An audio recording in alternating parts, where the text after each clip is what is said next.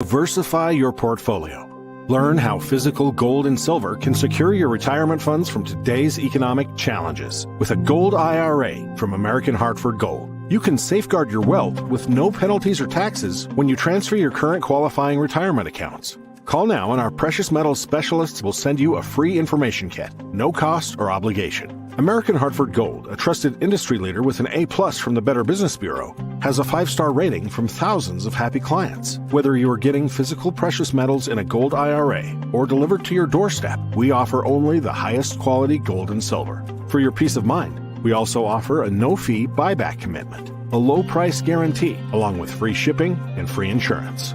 So don't wait. Call the number on your screen today and secure your financial future.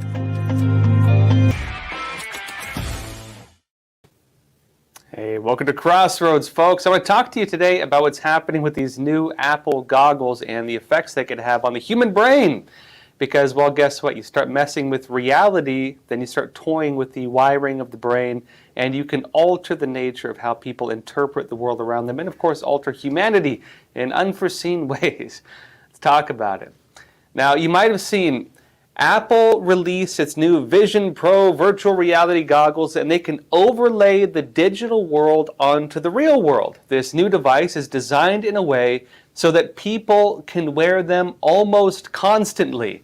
This will become the new reality for the individuals who do this. And there's now a growing concern of, well, how's this technology going to alter the human brain and possibly warp reality at its foundations by notably destroying the common ground that helps shape societies. Everyone's going to live in their own little world. This is Insider, and what it says, the Vision Pro, like the similarly kitted out Quest 3 and Quest Pro headsets from Meta, Facebook, uses what's known as pass-through video, cameras and other sensors that capture imagery of the outside world and then reproduce it inside the device. You think it's real, but it's not. They feed you a synthetic environment made to look like the real one, with Apple apps and other non-real elements floating inside in front of it. And Apple and Meta, it says, are hoping that this virtual world, this new world that looks like the real world, but it's not, will be so compelling that you just won't visit. They're hoping you'll live there. And this is important. When you use these goggles, it seems like you're still in the normal world. It seems like you're still in the normal reality, but you're actually not. You're living in a world generated by Facebook or Apple, and of course overlaid with the apps and information they want to place there. And of course you're subject to the interpretations of the way reality should be and should not be based on those companies. Now, further in it says that unfortunately this could have some very weird issues and very messy consequences for the human brain. Researchers have found that widespread long-term immersion in VR headsets could literally change the way we perceive the world and each other. They say that our brains are about to undergo a massive society-wide experiment, we don't know what it's going to do to us, that could rewire our sense of the world around us. And it says make it even harder to agree on what constitutes reality. Now, my take, there are issues where it affects users' perception. You know, your brains and muscles get used to it. And so things like depth perception, they start to get warped. And this can be significant if you wear these all the time. But on a more significant level, besides just being like disoriented, for example, when you take them off.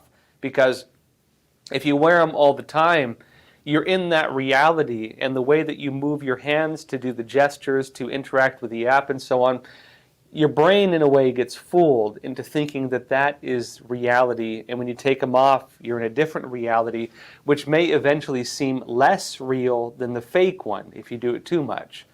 On a deeper level, though, it introduces the ability to change your own perceived reality. You can remove people, you can change locations, you can take things out of your environment, you can put things into your environment. Again, it's technically like a very realistic video game, basically. And eventually, it'll be that everyone wearing these will have a different world around them. Everybody is going to live in their own little created world. And people will start losing common ground. The common reality shared by human beings is going to go away. And for frequent users, you know, the world in the goggles will become your normal world. It's like the Matrix, folks. I don't know if any of you folks ever watched the director commentary on that, but they actually said something very interesting on some of the experiments on virtual reality and virtual worlds. And keep in mind, when that movie came out, and of course they did the director commentary, this was very early on in VR technology, virtual reality technology. They said that based on studies that had been already conducted at the time, the human brain, once it becomes immersed in an artificial reality, can no longer differentiate real from fake. The real world becomes just as fake as the fake world, and the fake world becomes just as real as the real world. When you take them off, you're going to be disoriented because your brain believes that the other one is the true reality. And I'd say if that happens, then what becomes of the real world around you? What becomes of the real world for you even? And what happens as well is these become more integrated where people may not have much of a choice but to use them, or you get a chip in your brain or something like that. And if you add to this the other things like extremely immersive, violent video games where people start to think that that's the real world and they take them off and they're disoriented. It won't be everybody, but some people will be affected by it. Virtual reality pornography, virtual reality chatbots that you can visit your girlfriend or boyfriend that's not real in your imaginary world by, AI to create people who are around you, but they're not really there. You're going to have essentially like digital schizophrenia. And then, of course, people who decide that the real world's just too much, and they decide to completely immerse themselves in this fake reality, living there constantly, again, as it overlaps with the real world. And then add to this the other problems, the issues of what this will do, this technology is going to do to the human brain itself. If the human brain gets rewired, so to speak, and of course they're talking about that because the gestures, the movements, the other forms you start to engage in to interact within that true environment, your body's motor skills actually begin to adjust to that new reality. It's just like having an artificial limb, for example, or, for example, a child learning to walk. That becomes the reality you're in, and the human brain compensates for it. And as it does so, it's going to have a hard time moving between realities as you go between digital and fake, or digital and real. And people are experimenting with something really with this. We don't know what the long-term effects are going to be, but it could significantly warp the lines between what is real and what is fake, because there are going to be some people who start to see the fake world as more real. And I think as you have people who don't want to accept reality of their bodies or of politics or of anything else, they're going to be escaping into something that's fake. And of course, as that becomes more integrated into society itself, we're going to have to deal with this in terms of how does law interact with this? How does working in school, how do these interact? How does driving interact with it? Already you have people wearing them while they drive cars, by the way. And because it's going to blur the nature of reality itself, this is going to be essentially like digital psychosis, a hallucination made to look real to each individual. An individual who can, of course, manifest their delusions into what appears to be a real space but is not. And that artificial reality will begin slowly to replace true reality for those people who decide to use it. Now let me show you something else, folks. There's also pushback on a lot of these wild things. We've been talking about fake meat and bugs and all this weird stuff, but guess what? While there may be some bans that could prevent some of this from happening. In fact, in Tampa Bay right now, let me show you what they're saying. Florida, the Florida legislature got an unlikely shout-out earlier this month. China Weekly, it says, a Chinese language publication, mentioned a Florida bill, the CCP is apparently worried about it, that would ban the sale and manufacturing of cultivated meat. Fake meat, it's not real meat. Also sometimes referred to as lab-grown meat. And apparently, folks, get this, it says the Chinese government is investing heavily in the technology behind cultivated meat. So you got CCP and you got Bill Gates, and you can put on your goggles and eat your meat paste and pretend you have a digital girlfriend, and that's your life, right? Sounds wonderful. But it notes further in that the publication noted this, according to a translation provided by the University of Florida assistant professor Stephen Corey, who studies the language Chinese. It says a Florida ban of this fake meat would strengthen China's position, they claim. It says the cultivated meat issue could put Florida's Republican leaders in an awkward position as a candidate for president. This is before, of course, Governor Ron DeSantis ran on making American food production more competitive. And they say, quote, China increasingly wields power over the global food supply, which is true, posing risks to our domestic food security and access to foreign meats, his campaign website read. But DeSantis, they claim, seems to be supporting the ban on cultivated meat, which he referred to last week as fake meat, which it is, a position that could cause American companies to fall behind worldwide competitors in a key area of food science.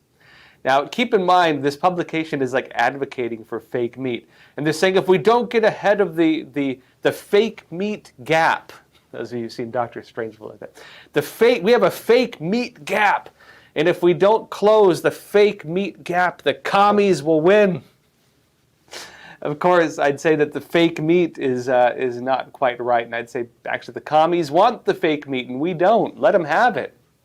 If China wants to start eating, bug paste and calls it beef, or they want to start growing cows in petri dishes, hey, buddies, have at it. At Americans, I don't think most of us want that. Maybe you have some people, all power to them. They can import their China TM, fake meat paste, and have at it. Good on them. But I'm all for banning it, personally. Now, of course, if they do ban fake meat in the U.S., whether it's lab-grown meat or bug meat or whatever else they want to make, they're doing this. They're even squishing maggots, and they're calling it butter. It's artificial butter using literally squished maggots. I encourage vegans and vegetarians who don't want to hurt cows, that if they believe that this is what's best for humanity, they can have it. They can have all of it, in fact. But, of course, you're going to have, if they do outright ban it, you're going to have these individuals being a little unhappy, probably because some of them want this type of stuff. But the issue of fake meat isn't just on the idea of fake meat. The issue is that it's a patented product, notably with ties to the Chinese Communist Party, a foreign hostile government that could control part of our food supply. And remember, if it's patented, that means they phase out normal food production. This is important. If they phase out the ability to grow crops in a way that is affordable and sustainable, as they move people into apartments or maybe your little cube or something like that, and you don't have a garden and you're incapable of growing your own food supply, or for that matter, if seeds all become GMO and the seeds are incapable of producing future generations of seeds, because current seeds do that, but the GMO ones many times do not, that means that the food supply is completely controlled by privately owned companies. And these companies, sometimes with government ties like the Chinese Communist Party, will have a monopoly on the food supply. You cannot create a product that will challenge their market dominance. You cannot create a product that they have patented, or they will sue you. And that means, of course, that as new food technologies are developed, and if these are allowed to be sold, and if they're popularized even, or even made to be cheaper, then we're going to have a privately controlled food supply that you and I will be locked out of. We will be dependent for our food on big corporations or big government, or maybe even a foreign hostile government. And based on this is one of the reasons why there's a call to just ban it outright. Don't let it start. Don't let it get a foothold in the market. Don't let it try to push out real food and legitimate food. Don't let it push out cows and farmers and everybody else who's part of the supply chain for our food. Because once you do that, you're creating a very, I would say, dangerous possible situation for the future. Now, DeSantis laid out this plan when he was running for president, you might remember, but it appears he's still pushing the overall goal against fake meat, even though he's out of the race. DeSantis is back to being full-time governor of Florida, and he's, in my opinion, doing a very decent job with it. Now, as a reminder, though, this was his campaign website when he was talking about this, and further in it said this: news outlets recently reported that China now owns 380,000 acres of American land. I should add to this, between China and Bill Gates, who is closely tied to the CCP, you do have a monopoly on farmland taking place. And of course, as that monopoly on farmland takes place, you have China and Bill Gates looking at, the future of food, including fake meat and things like this. Now, DeSantis notes that China increasingly wields power over the global food supply, posing risks to our domestic food production and access to foreign markets. I would add to this that Chinese companies, and of course there's no such thing as a privately owned company in China, everything is to an extent controlled by the Chinese Communist Party. There are no purely independent Chinese companies, and the CCP, based on Chinese law, has oversight and the ability to take them and militarize them and do whatever the heck they want with them. But regardless, on that point, the CCP, Chinese companies, have actually purchased and now own several of our major food processors, including in the meat industry. But further in, DeSantis notes that Iowa farmland should be sown by Iowans, not the CCP. I'd agree. He notes that in Florida, we blocked foreign countries of concern, including China, from purchasing farmland or property near U.S. military installations and critical infrastructure. And he said that as president, because this was a campaign website, he said he would stop selling America's future out from under our feet. He notes that China has also begun to actively steal agricultural data and technology. He says, I will ensure our agriculture policies include protections against cyber espionage and IP theft. I'll also focus on ensuring our agriculture infrastructure is safe from cyber attacks and other disruptions that he says have targeted co-ops and meatpacking plants in recent years. Now, I would add to that, you might remember that even the CCP, in terms of intellectual property theft, was even stealing corn seeds. And a lot of people would be like, why would you steal a corn seed? Can't you just go to Costco and buy them in the gardening aisle? Technically. But there are different areas of the industry. I mentioned, we are talking about GMO, genetically modified organisms, or products like this. Of course, these are lab-created artificial plants and stuff that have taken the normal ones and altered them in certain ways. One of the things the companies have done with corn seeds, and actually a lot of crops for that matter, is made it so that they can grow and survive in otherwise hostile environments. Maybe they can grow with very little water. Maybe they can grow without needing the same types of nutrients that they normally need. And because of this, you can grow crops in areas that normally cannot grow crops. For the corn seeds, for example, you can grow them in areas with very little water. And for the Chinese Communist Party, where water pollution is a very serious issue right now, for China, where the fertile soil is going away, they're rapidly losing fertility in their soil. And for the Chinese Communist Party, which is facing deserts, even moving into the major cities, they're dealing with these types of crises. And so they're, of course, trying to steal these corn seeds. Now, the complicated part with this is that because these are privately owned products, they're not natural. The people, the companies that control the products have made it so that if you plant them, the seeds yielded from them cannot grow new plants. You need to continue buying these things from these companies indefinitely. They have a monopoly on the food supply because of that. And of course, if you're a farmer who can't grow anything else, you have to keep buying from them every single year. You can no longer retain the seeds from last year's harvest and plant next year's harvest with them. You have to take government loans, buy the seeds, and do it every single year. And so they steal not the one that's planted in the ground, but instead the mother seed that can produce new ones. That's how they do it. Now, and of course, I think all that's problematic personally. But in other news, something's happening in Canada. Well, a lot of wild stuff's happening in Canada. But Canada wants the state to now help mentally ill people commit suicide. And I'll be talking about how this and a United Nations terror compound was found by Israeli troops in Gaza, and we'll talk about that only on Epoch TV. Folks, the United Nations had a terror cell operating under one of its facilities. We'll be going into this. So for those of you watching on YouTube, Facebook, and Twitter, make sure to join us over on Epoch TV. Link in the description and in the live chat. Not only will you get access to the rest of this episode, we'll go into the Q&A, of course. We'll talk about questions from y'all. But you'll also get access to our amazing documentaries and shows. I've been doing a lot of work lately And as well, we have a lot of other shows doing documentaries and so on. We just released a very good one, by the way. It's called Letter to the American Church, hosted by Eric Metaxas, which talks about the striking similarities between the modern America and current churches and those churches in Hitler's early 1930s Nazi Germany, notably the politicization of the church. Now, the political regimes of Mao and Stalin, of course, had many policies to regulate churches and change the religion, and there are some shocking overlaps in this. The historical and present parallels are unfortunately grim, and it's important to know. All of that is only on Epoch TV, so join us there now, and I'll see you over there for the rest of the episode.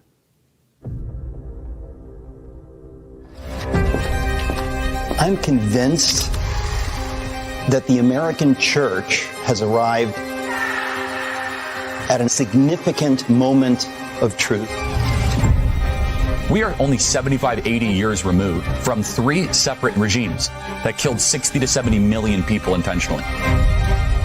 The parallels with where the American church is now to where the German church stood in the face of the Nazi regime are unavoidable and grim.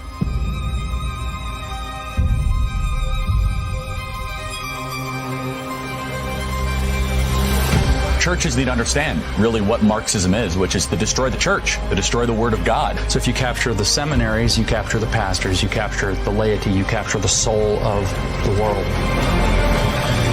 Christianity is not just about saying Jesus loves you and then going to heaven one day, but that there's a war that's raging. The church is weakening, which is why Marxism is ascendant in America today. This is the hour of the American church.